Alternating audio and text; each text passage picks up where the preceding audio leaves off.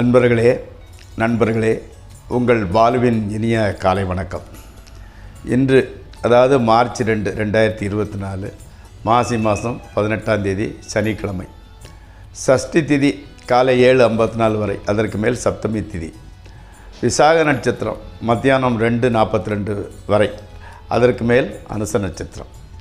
சந்திராசிரமம் மேசராசிக்காரர்களுக்குரியது.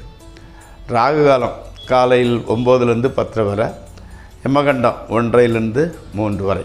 ஆமாம், நல்ல நேரம் காலை 7:30 to 8:30, சாயங்காலம் 5 to 6. இன்று நீங்கள் அணிய வேண்டிய உடை நிறம் ப்ளூ அல்லது பிளாக். போடக்கூடாதது வெள்ளை. சாப்பிட வேண்டியது இந்த ஸ்வீட்டு, கேசரி பாத், அந்த மாதிரிப்பட்ட ஸ்வீட் எதுவும் நெய் பதார்த்தங்கள் சாப்பிட்டுக்கொள்ளுங்கள். இப்பொழுது 12 ராசிகளுக்கு உண்டான பலன்களை பார்ப்போம்.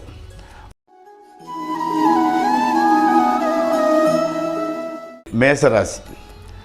உத்தியோகம் இல்லாதவர்களுக்கு உத்தியோகம் கிடைக்கிது. ஆமாம், அதாவது சிமெண்ட்டு, ஹார்ட்வேரு, லிக்கர் இந்த மாதிரி பிஸ்னஸ் பண்ணுறவங்களுக்கு கவர்மெண்ட்னால் சின்ன பிரச்சனைகள் வர்றதுக்கு வாய்ப்பு இருக்குது. பிரச்சனையை சமாளிச்சிருவீங்க, ஆனால் கூட அன்றைக்கி ஃபுல்லாக டென்ஷனாக இருந்துக்கிட்டு இருக்கிறீங்க. அதே மாதிரி வேலை பார்க்குறவங்களுக்கு புதுசாக சுப்பீரியர்ஸ் வர்றாங்க. அவங்களையும் பெரும்பாலும் ஃபீமேல், அதாவது லேடி உங்களுக்கு சுப்பீரியராக வர்றதுக்கு வாய்ப்பு இருக்கிறது. அடுத்து ரிஷபராசி. குடும்பத்தோட வெளிநாடு செல்லும் வாய்ப்பு வருகிறது. போயிட்டு வாங்க. ஆமாம், அதே மாதிரி பண வருமானம் நல்லா தான் இருந்துக்கிட்டு இருக்குது. கடன் தொல்லையிலிருந்து விடுபடக்கூடிய ஒரு வாய்ப்பு. அப்போ எக்ஸ்ட்ரா பணம் வருது, அதனால் கடன் தொல்லையிலிருந்து விடுபட்டுருதீங்க. மனசில் மட்டும் எல்லாம் இறைவனோட அருள் என்ற எண்ணமே உங்களுக்கு நிறைந்திருக்கிறது. அது உங்கள் முன்னேற்றம்னு மேலும் மேலும் முன்னேறதுக்கு இந்த எண்ணமே வழிவகுக்கும். அதே மாதிரியே பேச்சை மூலதனமாக கொண்டவர்களுக்கு புதிய ஆஃபர் வருது. அது லாயராக இருக்கலாம், அல்லது ஜோசியராக இருக்கலாம், பேச்சாளர்களாக இருக்கலாம், மார்க்கெட்டிங் துறையில் உள்ளவங்களுக்கு உங்களுக்கெல்லாம் நல்ல ஆஃபர் வந்து வருகிறது. அடுத்து மிதுன ராசி. தொழிலில் நல்ல முன்னேற்றம், ஆனால் நிறைய மிகுந்த போராட்டத்துக்கு பிறகு தான் அது வருது. ஆமாம், அதே மாதிரி வந்து பழைய வாகனம் ரிப்பேர் ஆகியிருக்கனால் புது வாகனம் வாங்கிறதுக்கு நினைக்கிறீங்க. ஆமாம், வெளிநாட்டு தொழில் செய்பவர்களுக்கு மிகப்பெரிய முன்னேற்றம். அதை ஒரு கோல்டன் பீரியட்னே சொல்லலாம். ஃபாரின் கான்டாக்ட்ஸ் வச்சுருவங்களுக்கு நல்ல ஒரு வாய்ப்பு, கெட்டியாக பிடிச்சிக்கோங்க. அடுத்து கடகராசிக்காரங்க மாணவர்கள், ஸ்டூடெண்ட்ஸுக்கு இன்றைக்கி ஒரு சந்தோஷமான நாள். மனசில் ரொம்ப உற்சாகம் இருந்துக்கிட்டு இருக்குது. நீ எதெல்லாம் நினச்சிக்கிட்டு இருந்தியோ அந்த கொஸ்டின்கெல்லாம் வந்துடுது. அதனால் உங்களுக்கு ஈஸியாக போகுது. அதே மாதிரி வந்து வீட்டுக்கு வெளியே ரொம்ப உற்சாகமாக இருக்கிறீங்க, வீட்டுக்கு வந்த உடனே சோம்பலாகிடுவீங்க. அது என்னென்னு தெரியல. பழைய நிகழ்வுகள், அதாவது உங்கள் தாத்தா பாட்டி அந்த மாதிரி வயசானவங்க இருந்தால் சின்ன வயசில் எப்படி இருந்துச்சு, நான் எப்படி இருந்தேன், அது எப்படி நடந்துச்சுன்னு அந்த இதை கேட்குறதுல ரொம்ப இஷ்டம். அதை வந்து கேட்டுக்கிட்டு இருக்கிறீங்க. அதே மாதிரி மேரேஜ் ஆகாமல் இருக்கிறவங்களுக்கு மேரேஜ் நிச்சயார்த்தம் நடக்கும். இந்த ஃபங்க்ஷனை வந்து நீங்கள் வந்து சொந்தக்காரங்களுக்கு சொல்கிறதில்ல, அதனால் அவங்களுக்கு உங்கள் மேலே கோபம், எங்களெல்லாம் கணக்கில் வைக்கிறதில்ல அப்படி இப்படின்னு ஃபோன்லேயே சண்டை பிடிக்க ஆரம்பிச்சுக்கிட்டுறாங்க. இதுதான் நடக்கும். அடுத்தால வந்து சிம்ம ராசி. அதாவது வந்து உடல்நிலையில் கொஞ்சம் அக்கறை எடுத்துக்கோங்க. ஒரேடியாக வேலை அது இதுன்னு போக வேண்டாம். ஆமாம், அதே மாதிரி வந்து நான்வெஜ்ஜு சாப்பிட்றவங்க வந்து எப்படின்னா இந்த சிக்கன் வகைராக்களை தவிர்த்துடுங்க. கண்டிப்பாக நான்வெஜ்ஜு சாப்பிடாம என்னால் இருக்க முடியலன்னு நினைக்கிறவங்க மீன், நண்டு இந்த மாதிரிப்பட்ட சீ ஃபுட்ஸு எடுத்துக்கோங்க, செய்யலாம். ஆமாம், பெற்றோர் உடல்நிலை கொஞ்சம் பிரச்சனையாக இருந்துக்கிட்டு இருக்குது, அதை பார்த்துக்கோங்க. உங்களுக்கு வந்து நீங்கள் வந்து உங்கள் மேலதிகாரிகிட்ட ப்ரமோஷன் வேணும்னு நச்சரிச்சுக்கிட்டு இருக்கிறாங்க. அவங்க என்ன சொல்லுறாங்க, வேறு இடம், வேறு டிவிஷன், வேறு கம்பெனி, வேறு ஊருக்கு போனால் உனக்கு ப்ரமோஷன் கொடுக்குறாங்க. அதனால் என்ன செய்றீங்கிற ஒரு குழப்பம் இருந்துக்கிட்டு இருக்குது. அடுத்து கன்னிராசி.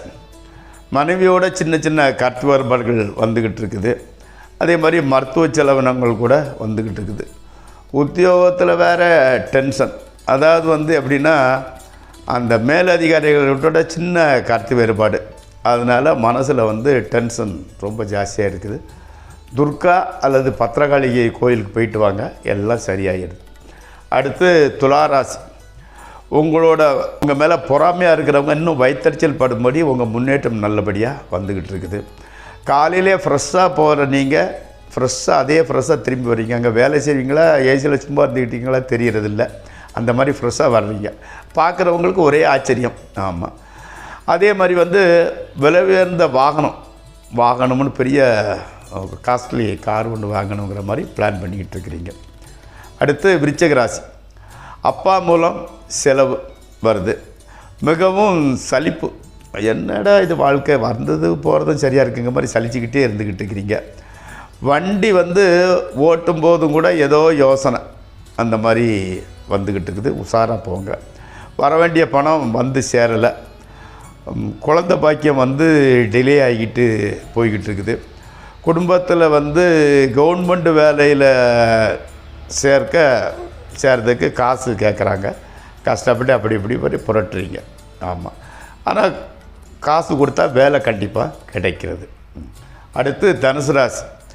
அதாவது எதிர்பார்த்த அளவில் இன்க்ரிமெண்ட்டு இல்லை. அதனால் வேலையில் கொஞ்சம் இன்ட்ரெஸ்ட் கொஞ்சம் கம்மியாகிட்டு இருக்குது. ஆமாம். அதே மாதிரி தொழில் பண்ணுறவங்களுக்கு கூட தொழிலில் நிதானமாக தான் போய்கிட்டுருக்கு. சைடில் உத்தியோகம் பார்க்குறவங்க சைடில் ஏதாவது பிஸ்னஸ் ஆரம்பிக்கலாம்னு எண்ணம் உங்களுக்கு இருந்துக்கிட்டு இருக்குது. கடவுள் அனுகிரகத்தால் எல்லாம் நல்லபடியே நடக்கும். குழந்தை இல்லாதவங்களுக்கு குழந்தை பாக்கியம் உண்டாகிறதுக்கு உண்டான ஒரு வாய்ப்பு கிடைக்கிறது. அடுத்து மகர ராசி. காது அல்லது தொண்டை வலி வரப்போகிற வாய்ப்பு இருந்துக்கிட்டு இருக்கிறது. ஆமாம். அதாவது வேலையில் மட்டும் ரொம்ப பர்ஃபெக்ஷனாக பண்ணுறீங்க. காதலியே கைபிடிக்கிறதுக்கு உண்டான சூழ்நிலை எல்லாம் செட் ஆகிடுது. தொழிலில் தொழில் பார்க்குறவங்களுக்கு கூட நல்ல முன்னேற்றம் கிடைச்சிது. எல்லாம் கஷ்டப்படுறீங்க. எவ்வளோ கஷ்டப்பட்டாங்களோ பணம் மாத்திரம் ஒரு லெவலுக்கு மேலே வர்றதில்லை. ஊரை கேளு நாடேகளில் வேலை நல்லா போகுது, அது நல்லா போகுது. பட் அந்த தேவையான அளவு தான் வந்துக்கிட்டு இருக்குது. அடுத்து கும்பராசி. பேச்சில் அந்த சடையர், அதாவது அடுத்தவங்களுக்கு கிண்டல் பண்ணுறது ரொம்ப ஜாஸ்தி இருந்துக்கிட்டு இருக்குது. ஆமாம். பெற்றோர் பாடி ஹெல்த் நல்லா இருந்துக்கிட்டு இருக்குது. ஆமாம். கீரியும் பாம்புமாக இருந்த கணவன் மனைவி உறவு ஓரளவு நல்லபடியாக போய்கிட்டு இருக்குது. ஒருவருக்கொருவர் ஆதரவாய் இருந்துக்கிட்டு இருக்கிறீங்க. அடுத்து மீனராசி. மன அமைதியின்மை. வேலை பார்க்குற இடத்துல நல்ல பேர், அதில் ஒன்றும் மாற்று கருத்து இல்லை. வேலையில் மாற்றம் சேஞ்சஸ் வர வாய்ப்பு இருக்கிறது. அதாவது டெஸ்டினேஷன் மாறுறதுக்கு உண்டான வாய்ப்பு கூட இருந்துக்கிட்டு இருக்குது. நண்பர் கடன் கேட்பாங்க. அப்படி இல்லைன்னா அவங்க ஏதாவது சிக்கலில் மாட்டிக்கிட்டு அதனால் நீங்களும் அறிய வேண்டிய சூழ்நிலை வந்துக்கிட்டு இருக்குது. நீங்கள் செஞ்ச புண்ணியத்தினோட பலன்கள் இப்பொழுது தெரிய ஆரம்பிக்கும். ஸோ என்னென்னா உங்களோட முன்னேற்றம் உங்கள் கண்ணு முன்னாலே தெரியுது. கோகட். இப்போது 12 ராசிக்கு உண்டான பலன்களை பார்த்துவிட்டோம். நண்பர்களே, இந்த நிகழ்ச்சி உங்களுக்கு பிடித்தமுடையதாக இருந்தால் சப்ஸ்கிரைப் செய்யவும், லைக் செய்யவும். அடுத்து ஜோதிடம் பற்றிய சில குறிப்புகளுக்குள் செல்வோம்.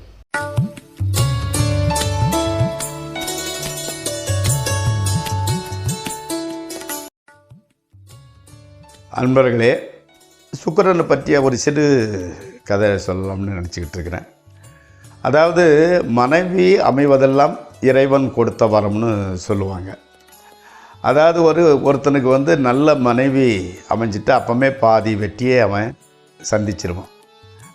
இப்போது இந்த பொருத்தம், ஜாதக பொருத்தம் பார்க்குறது கூட மனைவி எல்லாத்துலேயும் பொருந்தியவளாக இருக்கணும், சண்டை சச்சரவு வரக்கூடாது, குழந்தை பாக்கியம் நல்லா இருக்கணும் அப்படிங்கிற சில விதிமுறைகளுக்காகத்தான் அவங்க பொருத்தம் பார்க்குறது.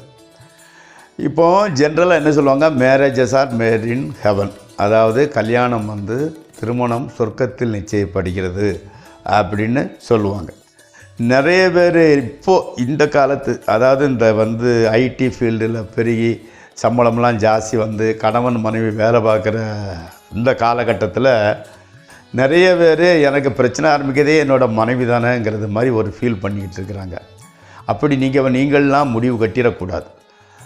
மனைவி, அதாவது சுக்கிரன் சரியில்லாத காரணத்தினால், சுக்கிரன் நின்ற வீட்டுக்கூட கிரகம் 6, 8, 12 மறைந்தால் மனைவி மேலே ஒரு வெறுப்பு வர்றது இயற்கை. ஆமாம். இப்போது அரசன் முதல் ஆண்டி வரை இதுதான் பிரச்சனை. வெளியே சில 90 பேர் சரியில்லாட்டா கூட மேக்சிமம் அதை கடந்து போகத்தான் பார்ப்பாங்களே தவிர வெளியே சொல்கிறது இல்லை. இப்போ ஒரு சின்ன ஒரு கதை ஒன்று சொல்கிறேன். அதாவது வந்து அந்த பல்லவ நாட்டில் வந்து ஒரு மன்னன், அவனோட பையன் இளவரசன் வந்து தமிழ் மேலே ரொம்ப பைத்தியம், வெறியன்னே வச்சுக்கலாம். தமிழுக்கு நல்லது செய்யணும், தமிழ் புலவர்களுக்கு அதை செய்யணும், தமிழ் பாட்டுகளை பொறுக்கணும், இந்த தமிழ்னே சுற்றிட்டு அலைஞ்சிக்கிட்டு இருக்கிறான். அப்போது அந்த மன்னருக்கு எப்படின்னா, நம்ம இவனுக்கு கல்யாணம் பண்ணி வச்சு இளவரசு பட்டம் பாண்டியம்மா அடுத்தால இளவரசர் ஆக்கிடணும். அது மட்டும் இல்லாமல் சுற்றி இருக்கிறவங்கெல்லாம் போர் மேகங்கள் சூழக்கூடிய வாய்ப்பு இருக்குது. அதனால் ஒரு வேளை சண்டை வந்துச்சுன்னா நமக்கு சப்போர்ட் பண்ணுற நாட்டிலேருந்து பொண்ணெடுத்தால் நம்ம சண்டைன்னு வந்துட்டு அவங்களும் நமக்கு படைகளை அனுப்பி உதவி பண்ணுவாங்க. அப்படிங்கிறதுனால பக்கத்து நாட்டில் உள்ள ஒரு மன்னன்கிட்ட சம்பந்தம் பேசி இவங்கிட்டையும் இளவரசங்கிட்டையும் சொல்லி சம்மதிக்க வச்சு கல்யாணம் பண்ணி வச்சுருந்தார். கல்யாணம் ஆயிடுச்சு. அன்னைக்கு வந்து முதலிரவு. இவன் நிறைய எதிர்பார்ப்போடு உட்காந்துக்கிட்டு இருக்கிறான். அந்த வேற்று நாட்டு இளவரசி வந்து பால் செம்போடு வாரா. வந்த உடனே பால் செம்பை வாங்கி வச்சுட்டு சொல்கிறான், எனக்கு வந்து தமிழ்லாம் ரொம்ப உயிர், நீயும் எனக்கு கூட சப்போர்ட் இருக்கணும். நீ தமிழுக்கு உதவி பண்ணால் எனக்கு ஆட்டோமேட்டிக்காக உன் மேலே பாசம் ஜாஸ்தி வந்துடும். தமிழ் புலவர்களுக்கு அதை செய்யணும், தமிழ் தாய்க்கு கோயில் கட்டணும். நான் ஒரு 1/4 மணி நேரமாக பேசிக்கிட்டே இருக்கிறான். பேசிக்கிட்டு இருந்துட்டு அப்போ தான் வந்து நம்மளே பேசிக்கிட்டு இருக்குமா அவளை விட்டுட்டுன்ட்டு, நீ ஏதாவது சொல்லுன்னா சொல்லு அப்படிங்கிறான். அவள் சிம்பிளாக ஒரே வார்த்தை சொல்லுவான், நான் அறவா தெளிதண்டிங்கிறான். அதாவது அவள் தெலுங்குக்காரி, எனக்கு தமிழ் தெரியாதுங்க அப்படின்னு சொல்கிறான். இவ்வளோ அவனுக்கே மனசில் இடி விழுந்தது மாதிரி ஆயிடுச்சு. ஆனால் கூட அவன் அந்த பொண்ணை வச்சு வார்த்தி அவளுக்கு தமிழ் கற்றுக் கொடுத்து வந்திருக்கான். அது அப்புறம் உள்ள கதை. என்னென்னா, நீங்கள் எவ்வளவோ எதிர்பார்த்துருப்பீங்க, உங்களை எதிர்பார்த்ததுக்கு மாறான மனைவி கிடச்சிடலாம், உடனே நொந்து போயிடாதங்க. சுக்கிர பெருமானை வணங்கினா அவர் எல்லாத்தையும் மாற்றி கொடுப்பார். நான் முதல்ல இருந்தே அதைத்தான் சொல்ல, எந்த கிரகமும் கெடுதல் பண்ணணும்னு பண்ண வேண்டிய சூழ்நிலை இருந்தால் கூட நம்ம அவங்கக்கிட்ட சரண்டர் ஆகினா மாற்றி நமக்கு நல்லது செய்வார். ஸோ திருமண வாழ்வில் பிரச்சனை உள்ள அன்பர்களே, சுக்கிர பகவானை மறவாதீர்கள். வெள்ளிக்கிழமை சுக்கிர பகவானை வணங்கி வாருங்கள். உங்கள் வாழ்க்கையில் நல்ல மாற்றம் வரும். திருமண உறவு ரொம்ப ரொம்ப நன்றாக அமையும். இப்படிக்கு உங்கள் பாலு.